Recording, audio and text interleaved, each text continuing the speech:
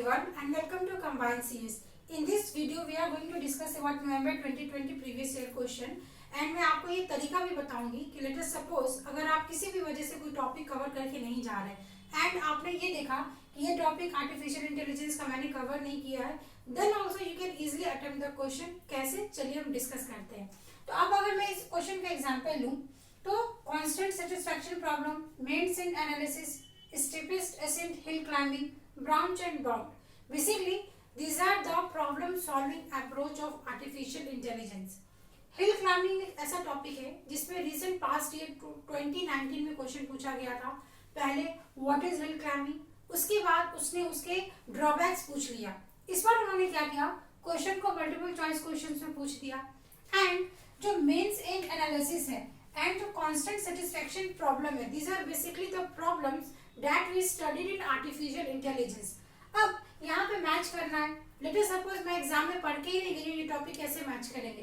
तो आपने एक बार क्वेश्चन देखा और आपको एक बार ऑप्शन चेक करना है. ठीक है, ऑप्शन आपने चेक किया, ठीक है, ये भी नहीं समझ में आया, बट जब आप ऑप्शंस एग्जाम में देखोगे तो कहीं ना कहीं कुछ तो टिक लगाना है, बिकॉज आपका नेगेटिव मार्किंग तो है नहीं. तो आप इजिली एनालाइज करिए कि सी एक ऐसा स्टेटमेंट है जो हर ऑप्शन में एक ही है. इसका मतलब सी के लिए मैं कंफर्म हो गई कि दिस ऑप्शन इज 100% ये इसके साथ मैच करेगा.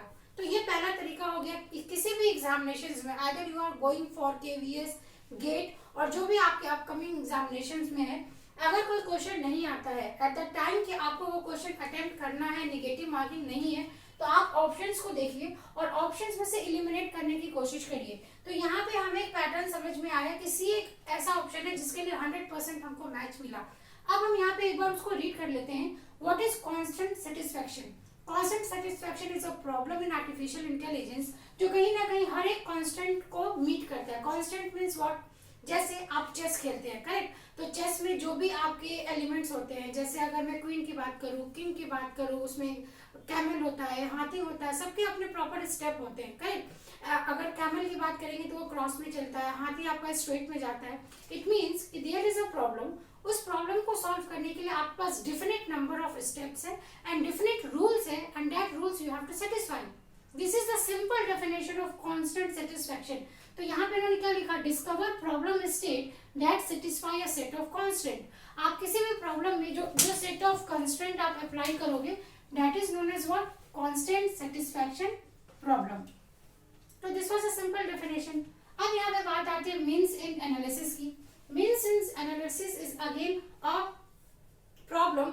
उस प्रॉब्लम में क्या है कि आप ऐसे समझिए, जो आप एक सपोज लॉजिकल रीजनिंग का क्वेश्चन सॉल्व करते हो कि मैंने ये एक स्क्वायर बना दिया, यहाँ पे मैंने एक सर्किल डाला इस तरीके से, उसके बाद फिर मैंने यहाँ पे एक ट्राइंगल डाला, उसके बाद मैंने फिर यहाँ पे एक लेट अस सपोज मैंने एक यहाँ पे ओवल डाल दिया और फिर यहाँ पे मैंने यहाँ पे फिर से एक पॉइंट डाला, ठीक है, और मैंने यहाँ पे पूछा what will be the next. तो दिस टाइप ऑफ क्वेश्चन आपके एसएससी वगैरह में आते हैं. तो सिमिलरली आप यहाँ पे लॉजिकली समझ सकते हो कि अगर यहाँ पे पॉइंट है, देन ट्राइंगल है, देन ओवल है, फिर से मैंने अगर यहाँ पे पॉइंट लिखा तो नेक्स्ट आपका क्या आ जाएगा, ये वाला फिगर आएगा.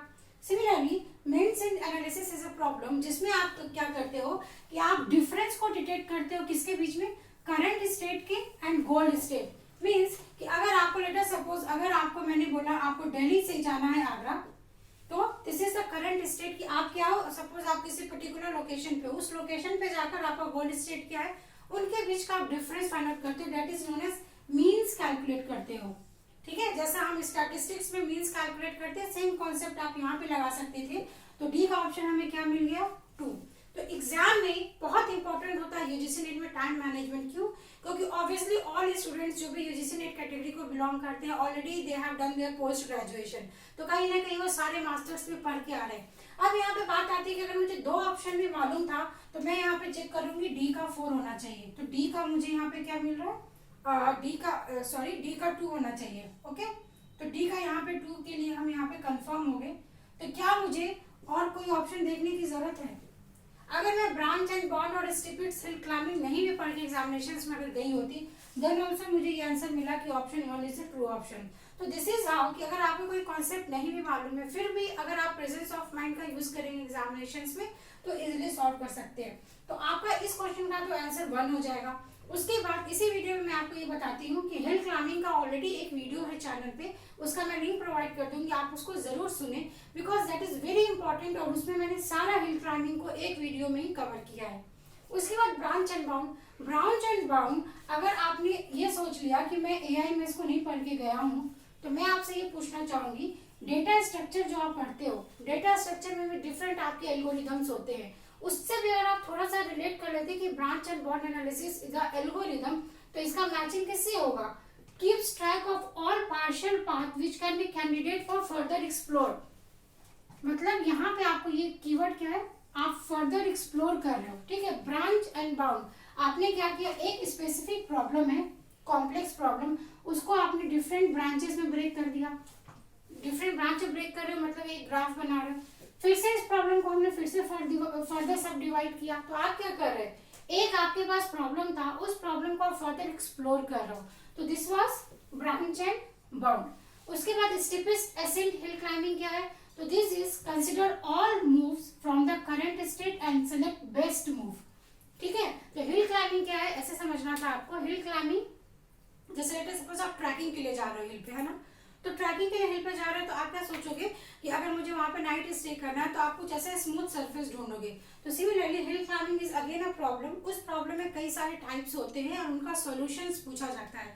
तो इसमें आपका क्या होगा, this is the fourth option. तो दिस इज हाउ कि आपका अगर एक एग्जाम में क्वेश्चन आया है फॉर द अपकमिंग एग्जामिनेशंस, आपको क्या करना है कि अगर क्वेश्चन ये देखा गया है कि जो आपका है हिल क्लाइंबिंग, उसका प्रॉपर्टी यहाँ पे पूछ लेगा, या फिर आपको ये ट्रू फॉल्स में पूछ लेंगे, या इसको फिर वो क्वेश्चन बना रहे हैं, तो इट मीन्स कि दे आर जजिंग यू कि आप प्रीवियस ईयर क्वेश्चंस को कितने अच्छे से समझ के जा रहे हैं।